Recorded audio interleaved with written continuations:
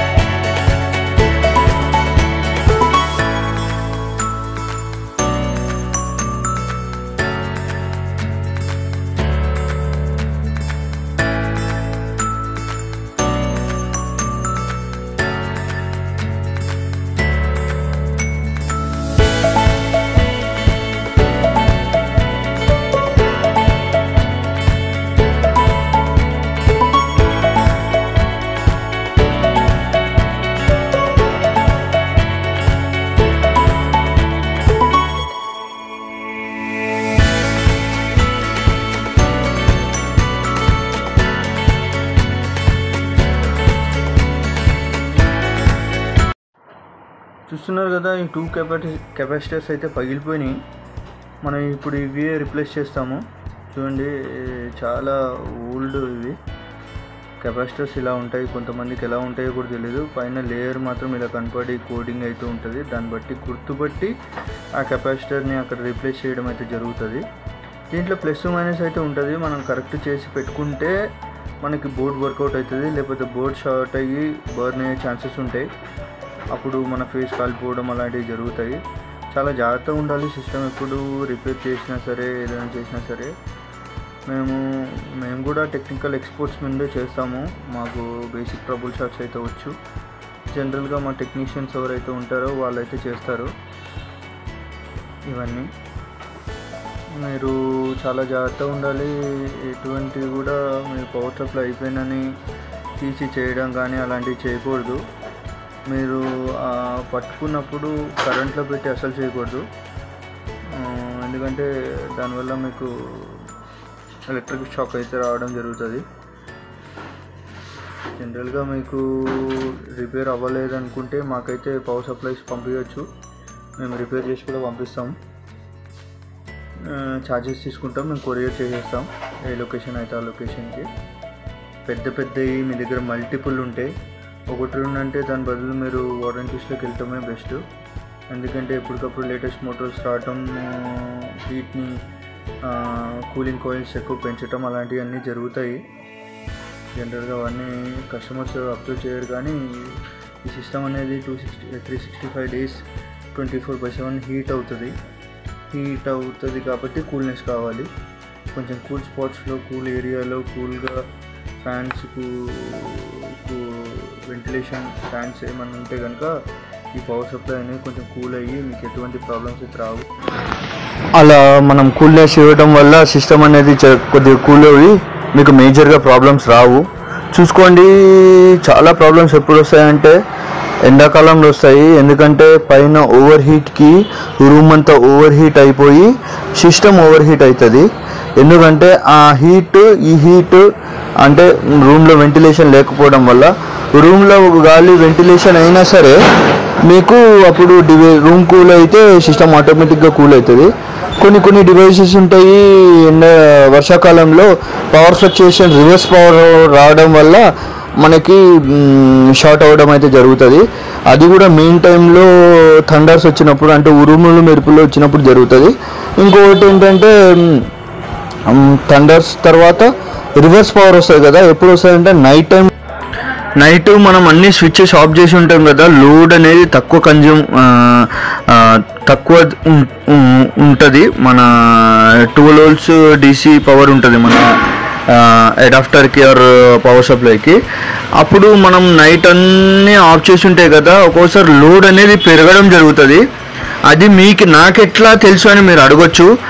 ఒక technical person, ఒక electrical person ఉన్నారనుకోండి, వాళ్ళు పవర్ సప్లైలో అదే మన పవర్ సాకెట్లో మల్టీమీటర్ పెట్టి చెక్ చేస్తే మీకు ఒక్కోసారి లోడ్ అనేది ఎక్కువ రావడం జరుగుతుంది. ఆ లోడ్ ఎక్కువ వచ్చినప్పుడు మనకి DC అడాప్టర్స్ అనేవి కాలిపోవడం జరుగుతుంది. DC అడాప్టర్స్ CC కెమెరాస్ కావచ్చు, లేదంటే మనకి ఎగ్జాంపుల్గా చెప్పాలంటే రూటర్ అడాప్టర్స్ కూడా కలిపోతాయి. దానివల్లనే కలిపోతాయి మేజర్గా.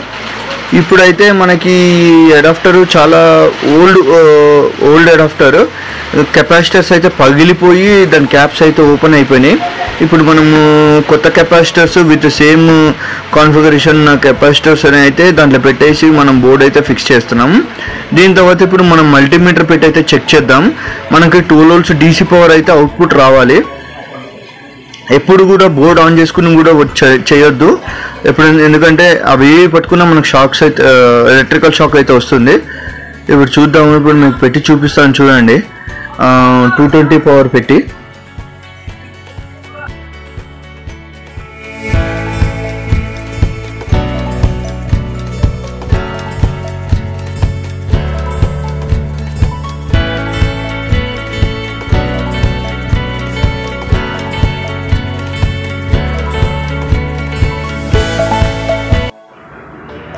అసలు ఒక్కోసారి ఇప్పుడు నా క్యాప్స్ అయితే ఊడిపోయినాయి కదా ఈ కెపాసిటర్స్.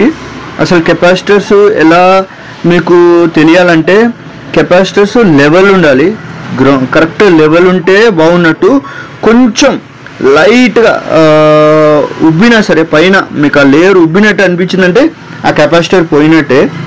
మీకు వోల్టేజ్ రావచ్చు కానీ పవర్ కూడా రావచ్చు, అంతా వర్కింగ్ ఉండొచ్చు. కాకపోతే ఫ్యూచర్లో అది వీక్ అయిపోవడం జరుగుతుంది. ఇది ఒక చిన్న ఎగ్జాంపుల్. కెపాసిటర్స్ కొంచెం బల్జ్ అయినా సరే దాని పైన సిల్వర్ కలర్లో క్యాప్ ఉంది కదా, ఆ సిల్వర్ కలర్ కొంచెం లేయర్ అప్ అయినా సరే అది పాడైపోయినట్టు కానీ డ్యామేజ్ అయినట్టు కానీ మనం అనుకోవచ్చు. దానివల్ల లోడ్ అనేది తీసుకోకపోవడం, మళ్ళీ డీసీలో కన్వర్షన్ చేయకపోవడం అయితే జరుగుతుంది.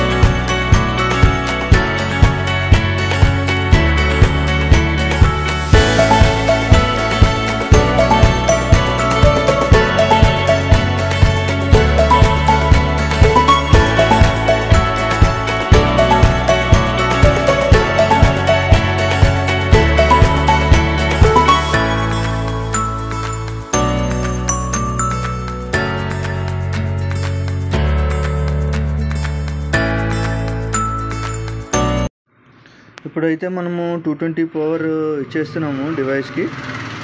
220 పవర్ ఇచ్చిన తర్వాత మనము 12 volts DC పవర్ 2 పోర్ట్స్లో వస్తుందో లేదో చెక్ చేద్దాము. ఇప్పుడు కూడా మీరు సిపి ప్లస్ పవర్ సప్లైలు ఏ పవర్ సప్లై అయినా సరే మీరు సీసీ కెమెరాస్ని అటాచ్ చేస్తారు కదా, ఆఫ్ చేసుకుని అటాచ్ చేయాలి. మీరు పెట్టినప్పుడు స్పార్కిల్స్ వస్తాయి చూడండి, స్పార్కిల్స్ ఒక్కోసారి అన్ని కెమెరాస్ ఒక్కసారి పెట్టేసరికి లోడ్ అనేది ఎక్కువ అవ్వడం జరుగుతుంది. ఇది చాలా మేజర్ పాయింట్, గుర్తుపెట్టుకోండి. ఆన్ చేసి మాత్రం ఎప్పుడు కూడా పవర్ సప్లైలు పెట్టొద్దు. ఆఫ్ చేసి పెట్టి దాన్ని మళ్ళీ ఆన్ చేస్తే బాగుంటుంది. అదొక స్టాండర్డ్ క్వాలిటీ ఆఫ్ చెకింగ్ అనమాట. ఇప్పుడు మనం అసలు ఇది వర్క్ అవుతుందో లేదో అయితే చూస్తున్నాము. కేబుల్ అయితే వర్కింగ్ కండిషన్లోనే ఉంది అని ఒకసారి చెక్ చేసుకుంటున్నాము. ఎందుకంటే ఒక్కోసారి కేబుల్ కూడా ఫెయిల్యూర్ అయ్యే ఛాన్స్ ఉంటుంది కదా, అందుకే మనము కేబుల్ కంటిన్యూటీ అయితే చెక్ చేస్తున్నాము. కేబుల్ కంటిన్యూటీ అయితే ఓకేగా ఉంది, మనకి ఏ ప్రాబ్లం అయితే లేదు. మనకి డివైస్ లోపల మల్టిపుల్ ఫ్యూజెస్ అయితే ఉంటాయి ఈ డివైస్ లోపల. అక్కడ కూడా పెట్టి చెక్ చేసుకుంటే మనకి క్లియర్గా అర్థమవుతుంది. ఎందుకంటే అక్కడ వరకు కంటిన్యూటీ వస్తుందా లేదా అనేది. ఇటు 2 సైడ్స్ రావాలి, అటు 2 సైడ్స్ రావాలి, ఎటైనా రావచ్చు. ఇటు 2 సైడ్స్ రావాలి, అటు 2 సైడ్స్ రావాలి. అట్లా వచ్చిందంటే ఇంకా మనకి ఈ బోర్డ్ బాగున్నట్టు. కొన్ని ఉంటాయి మీకు కనపడంగానే బ్లాక్ స్పార్క్స్ అన్నీ కనపడతాయి. బ్లాక్ మార్క్స్ కానీ బర్న్ అయినట్టు కానీ, కంప్లీట్గా చాలా బర్న్ అయిందంటే తీసి పక్కకు పడేయటమే. ఏదో లైట్గా బర్న్ అయిందంటే మనం రిప్లేస్ చేసుకునే ఛాన్సెస్ అయితే ఉంటాయి. ఇప్పుడైతే మనం మల్టీమీటర్ 12 volts డీసీలో పెట్టేసుకున్నాము చూడండి. అదిగోండి మనకి మల్టీమీటర్ అయితే పెట్టి చెక్ చేస్తున్నాము.